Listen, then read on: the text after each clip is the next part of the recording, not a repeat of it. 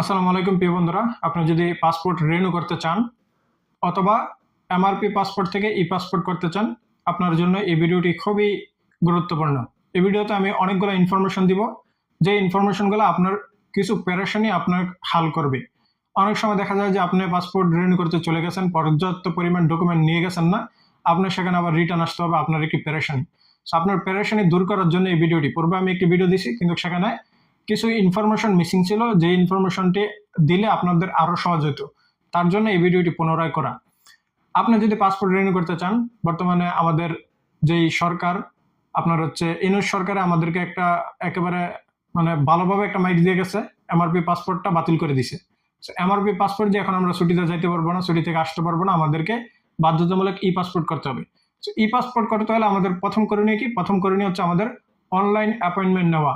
এখন আপনি যদি অনলাইন অ্যাপয়েন্টমেন্ট না নিতে বোঝেন, তাহলে আপনার আপনার যে নিয়ার কোনো আপনার হচ্ছে যারা এই সার্ভিসগুলো দিয়ে থাকে, ট্রাভেলস, বেশিরভাগ বাংলাদেশি ট্রাভেলস এই ধরনের সার্ভিস দিয়ে থাকে, তাদের দ্বারস্থ হতে হবে। তারা আপনাকে অ্যাপয়েন্টমেন্ট নিয়ে দেবে টাকার বিনিময়ে।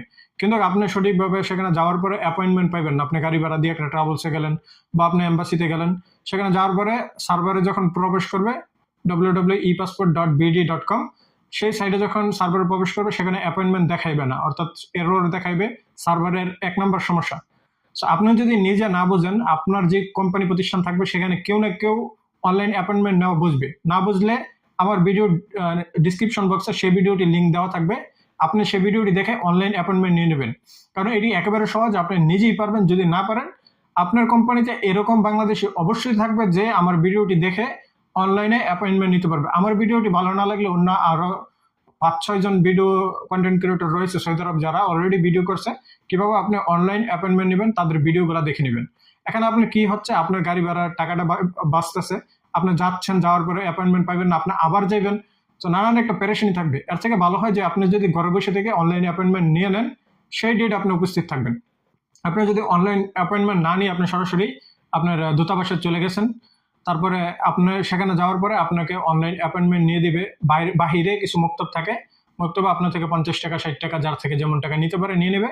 নেওয়ার পরে আপনাকে বলবে যে এমন ডেটে আপনার অ্যাপয়েন্টমেন্ট, এমন ডেটে আসো। এখানে আপনার কিরকম পেরেশানি হচ্ছে যে আপনি গেলেন, যাওয়ার পরে ডেট পেলেন না। অনেকেই অনেক দূর থেকে আসে, যেমন তাইফ থেকে জাদ্দা আসে, যেমন আপনার হচ্ছে আপনার আলখারিজ থেকে রিয়াদ আসে, মানে শত শত কিলোমিটার দূর থেকে মানুষ আসে।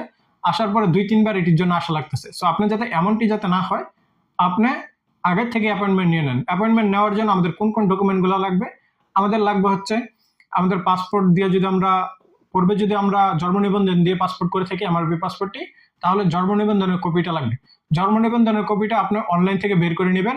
অনলাইন থেকে কিভাবে পাসপোর্ট দিয়ে জন্ম নিবন্ধনের কপিটা বার করবেন সেটি আমি আমার ভিডিওর ডিসক্রিপশন বক্সে সেই ভিডিওর লিঙ্কটি দিয়ে দেবো, এবং বাংলাতে উল্লেখ করে দেবো যে কিভাবে ইংলিশ বা বাংলার জন্ম নিবন্ধনটা বার করবেন।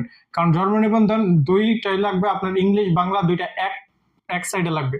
যদি আপনার জন্ম নিবন্ধন বাংলা ইংলিশে অনলাইন করা না থাকে, তাহলে কিন্তু পাসপোর্ট করতে পারবেন না, আপনাকে অনলাইন করে নিয়ে আসতে হবে। এটি হচ্ছে এক। আর যদি আইডি কার্ড দিয়ে করে থাকেন, তাহলে আইডি কার্ডের কপি হলেই চলবে, জন্ম নিবন্ধনটা প্রয়োজন হবে না। তাহলে যারা জন্ম নিবন্ধন করছেন তারা অনলাইন থেকে জন্ম নিবন্ধনটা বার করে নেবেন। একটা পেজে থাকবে এক সাইডে আরবি, সরি বন্ধুরা, এক সাইডে ইংলিশ, এক সাইডে বাংলা। তারপর হচ্ছে আপনার পাসপোর্টের যে ডাটা রয়েছে সেগুলো দিয়ে আপনি চাইলে আপনার বাবা মার আইডি কার্ড সেখানে ব্যবহার করতে পারেন, না ব্যবহার করলেও কোনো অসুবিধা নেই। যেহেতু আপনি অলরেডি পৈতৃক সূত্রে আপনি বাংলাদেশের নাগরিক, আপনার কাছে যেহেতু পাসপোর্ট আছে, বাবা মার আইডি কার্ড যে দিতে হবে বাধ্যতামূলক না, থাকলে দিতে পারেন, এটি আপনার জন্য ভালোই, অসুবিধা হবে না। এই সমস্ত ডকুমেন্ট দিয়ে আপনি জাস্ট অনলাইনে অ্যাপয়েন্টমেন্ট নিয়ে নেবেন। অ্যাপয়েন্টমেন্ট নিয়ে নেওয়ার পরে আপনার যে ডকুমেন্টগুলো নিয়ে যাবেন সাথে করে, কারণ ডকুমেন্ট যদি আপনি মিসিং থাকেন, আপনাকে আবার একটি প্যারেশান হতে হবে। সিরিয়াল আপনার রয়েছেন, আপনাকে বলবে যে বাইরে থেকে আবার গিয়ে ডকুমেন্টগুলো নিয়ে আসো।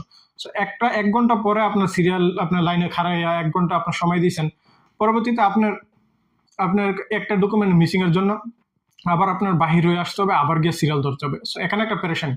সো আপনি কোন কোন ডকুমেন্টগুলো সাথে নিয়ে যাবেন? আপনি যখন অনলাইন অ্যাপয়েন্টমেন্ট নেবেন, আপনি যে জিমেলটা ব্যবহার করবেন সেই জিমেলে 6টা পেজের পেপার পিডিএফ সেন্ড করে দিবে। দুইটা পিডিএফ সেন্ড করবে, দুইটা পিডিএফ এর ভিতরে 6টা পেজ থাকবে।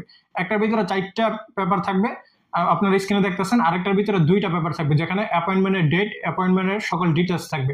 সো এই 6টা পেপার সাথে নিয়ে জন্ম নিবন্ধনটা বাংলা ইংলিশ দুইটা সাথে নিয়ে আপনি যাবেন। যদি আইডি কার্ড থাকে আইডি কার্ডের কপি নিয়ে যাবেন।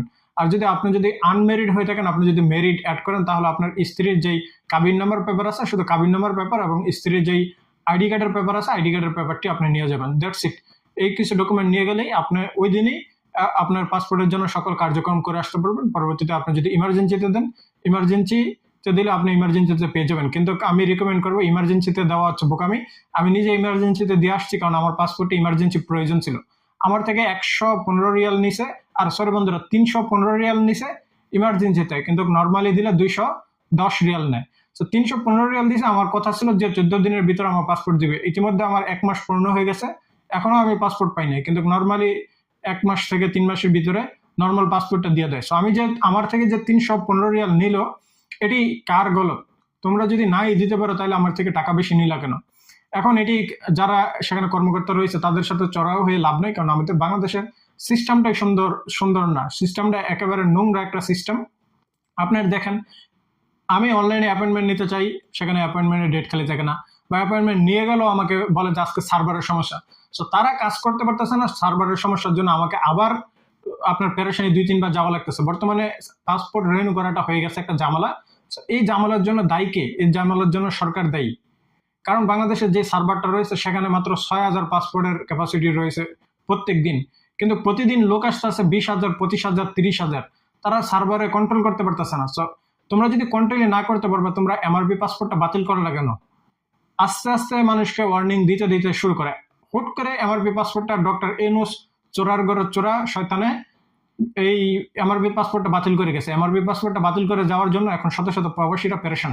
শত শত প্রবাসীদের কাজ কাম ছেড়ে মালিকের থেকে অনেক কষ্ট করে একদিনে অ্যাপয়েন্টমেন্ট নিয়ে আপনার যায়, কাজ বন্ধ করে নানান পেরেশানির ভিতরে অনেক দূর থেকে 200-300 টাকা গাড়ি ভাড়া খরচ করে আসে।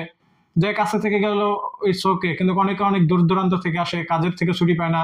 অনেকে পাসপোর্ট মালুমাত করবে, তার আকামা করার জন্য সেটি করতে পারতেছে না। অনেকে ছুটিতে যাইবে, সে ছুটি লাগাইতে পারতেছে না। নানান ধরনের কাজে ইমার্জেন্সি পাসপোর্ট প্রয়োজন, ইমার্জেন্সি পাসপোর্ট পাইতেছে না।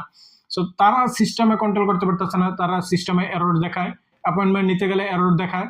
সো যাদের অ্যাপয়েন্টমেন্ট নিতে গেলে এরর দেখাচ্ছে তারা চিন্তা করবেন না, আবার পরের দিন ট্রাই করবেন বা 2-3 ঘন্টা পরে ট্রাই করবেন। আমাদের বাংলাদেশের যেই অনলাইন সিস্টেম পোর্টাল, এগুলো একেবারে বাজে, একেবারে মানে নোংরা একটা অবস্থা। যাই হোক, আমাদেরকে কি করার আর কোনো ওয়ে নেই, এভাবেই নোংরা পরিস্থিতিতে আমাদেরকে সকল কিছু কন্ট্রোল করতে হবে। সো প্রিয় বন্ধুরা, আশা করি এই ভিডিওতে আপনাদেরকে কিছু ইনফরমেশন দিছি। এই ইনফরমেশনগুলো আপনারা সঠিকভাবে মেনে আপনারা পাসপোর্টের জন্য অ্যাপ্লাই করবেন, এবং বেস্ট হচ্ছে আপনি অনলাইনে অ্যাপয়েন্টমেন্ট নেবেন, নাইলে 2-3 বার শুধুমাত্র যাইবেন আইবেন, পেরেশানি, টাকা খরচ হবে আপনার। সো এই বিষয়টা জানানোর জন্য আজকের এই ভিডিওটি তৈরি করা। সবাই ভালো থাকবেন, সুস্থ থাকবেন, আল্লাহ হাফেজ।